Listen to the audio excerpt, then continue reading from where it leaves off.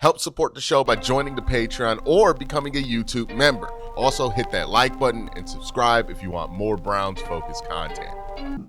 Last week of the season, another week of hot takes where I react to the takes that you guys have on the internet under my videos. Let's jump into it.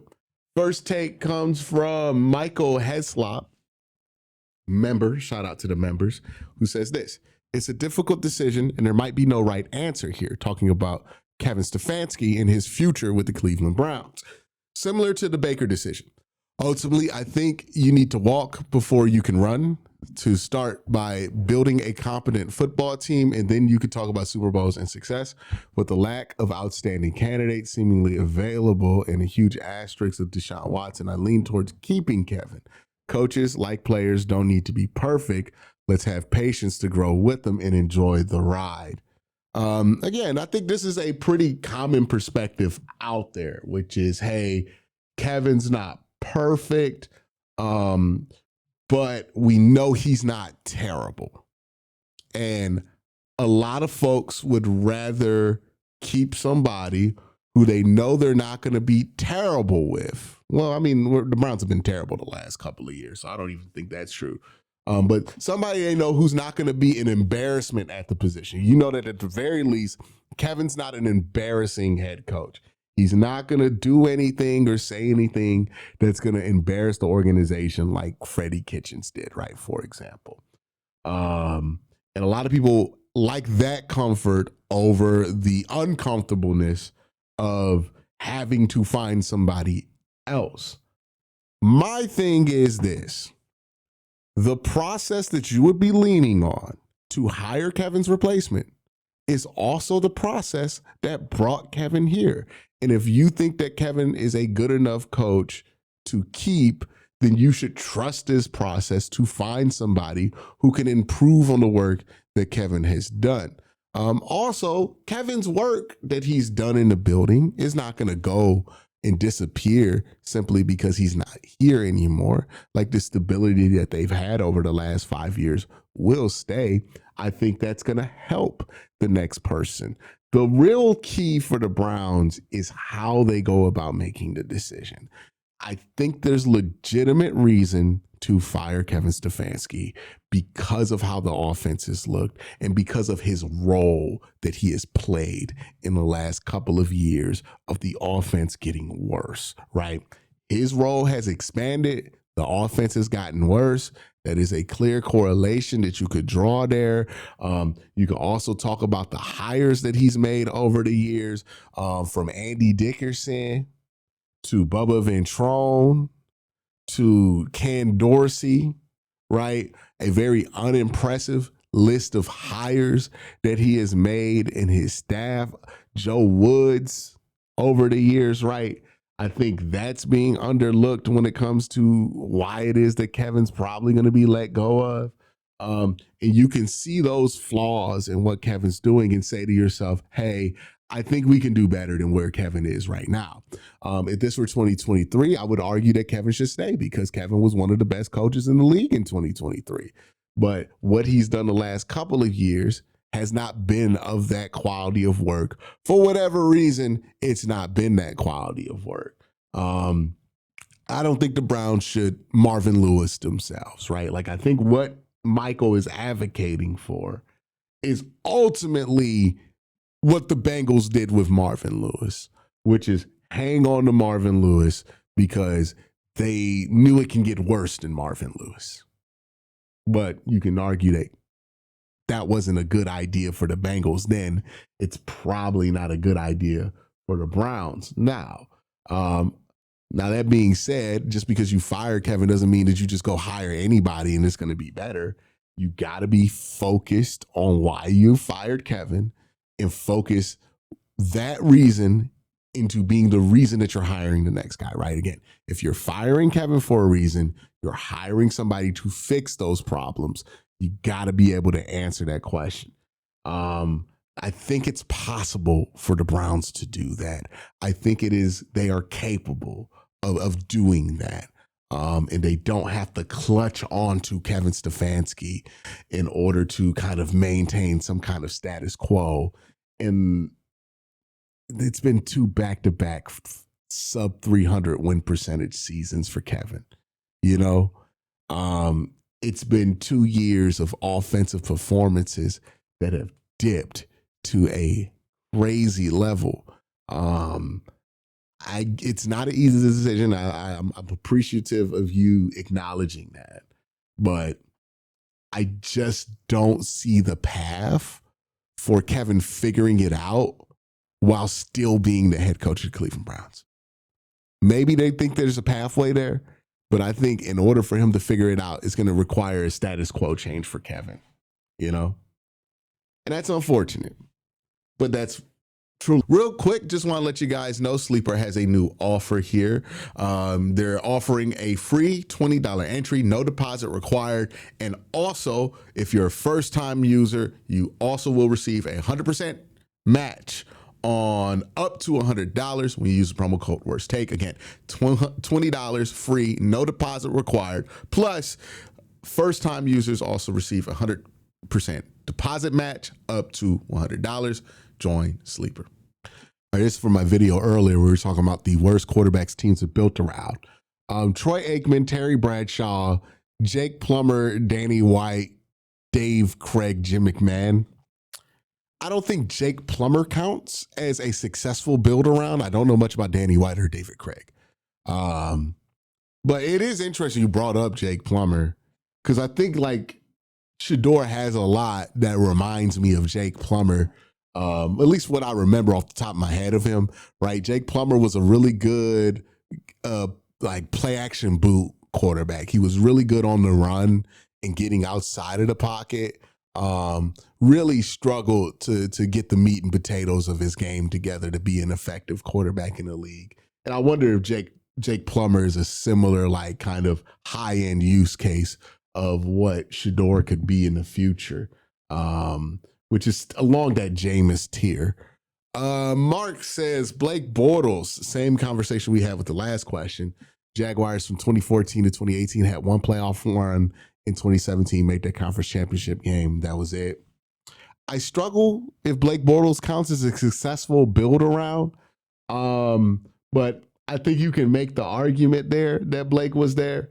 Certainly one of the worst quarterbacks that a team has built around and had a level of success with.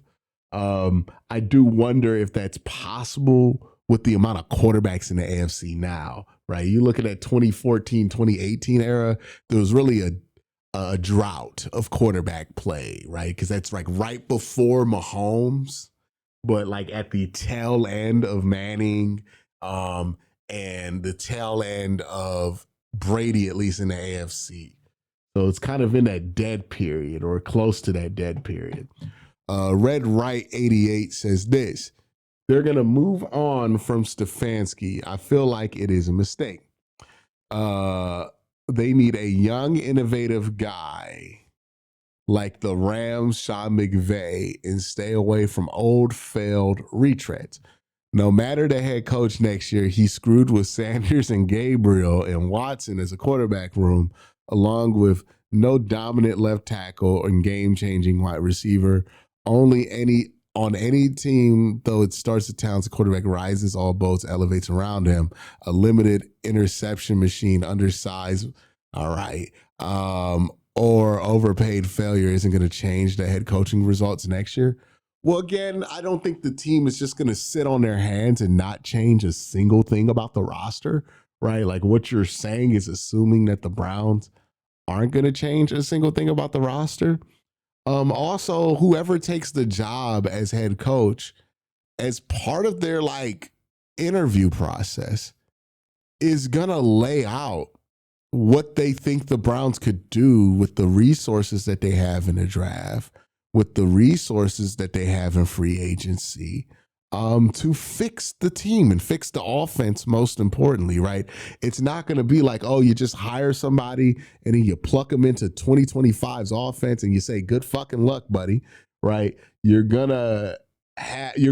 guy's going to provide a plan for what they feel like needs to be fixed on the team that he's interviewing with, or it's not just going to be like just going to drop somebody in there.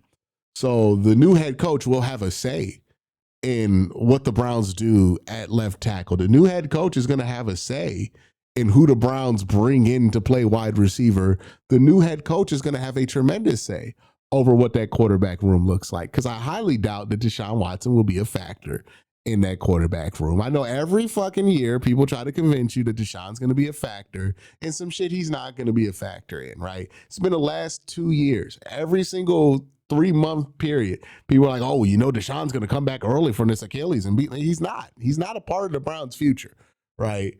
So really, it's what you got: Sanders and Gabriel.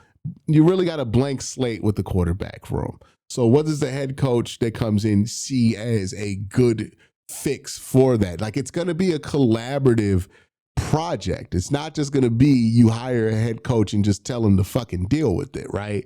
So again, this is why so much of the math on what's an attractive job and what's not is always so far off, because they're going to have a say. Whoever takes that job is going to have a say in what the Browns use their resources for in the offseason. They're going to have some push there when it comes to that. So, no, it's not just hire somebody, put them in the same situation as Kevin, and then be mad when they fail. But it's also, they're going to have a say in how they dig themselves out of this. They're going to have a say in who they bring in at wide receiver. It's not just going to be Andrew Berry dropping shit on his desk and saying, here you go, buddy. That's not how the Browns operate. The head coach is expected to be a part of a larger collaborative process.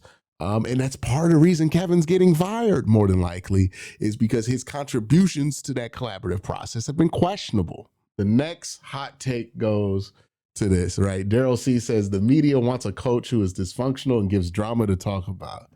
I don't know if this was pointed towards me or just like the media in general.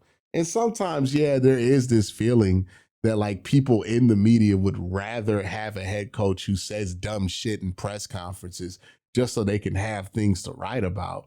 But acting like that's the only real reason to want Kevin Stefanski out at this point is just ludicrous, man. Like, even if you want to keep Kevin, you have to admit that the last 2 years have not provided a sufficient argument for keeping him, which is why people are resorting to this to defend Kevin, right? If you thought there was a legitimate defense of Kevin's work over the last 2 years, I would be hearing it in the comment section below. But the fact is there's not really a great defense of why the offense has been terrible the last couple of years. Not just like bad, right? I could accept bad. I would defend Kevin if the offenses were just bad, because I would say, hey, he's dealing with the Watson stuff. The offenses aren't going to be great, but they've not been terrible. But the truth is that the offenses have been terrible. And terrible is indefensible. Bad, I could defend bad.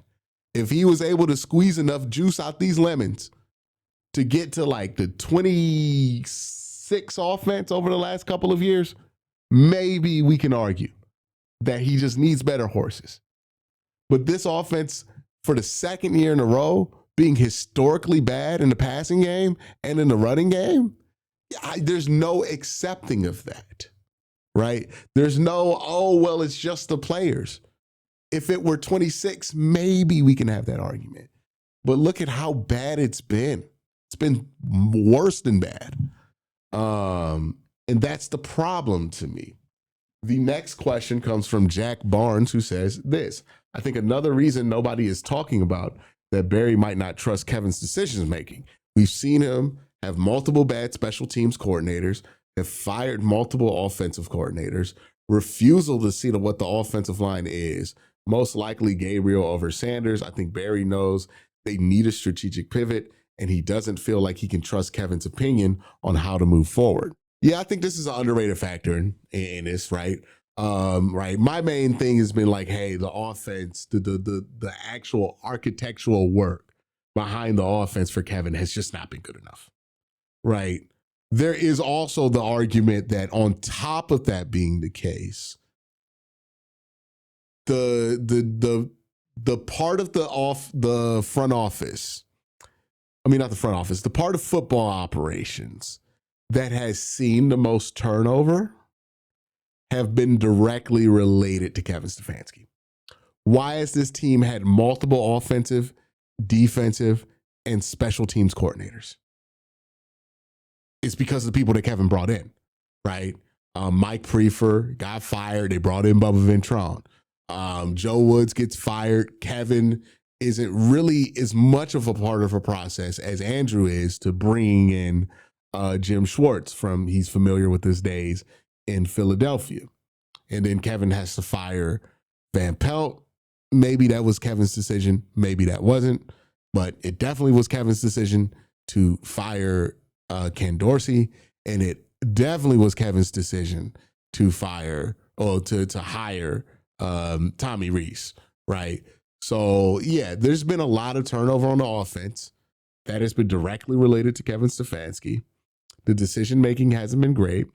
We talk about it before, but Andrew Berry's process, from what we know about it, is a collaborative process.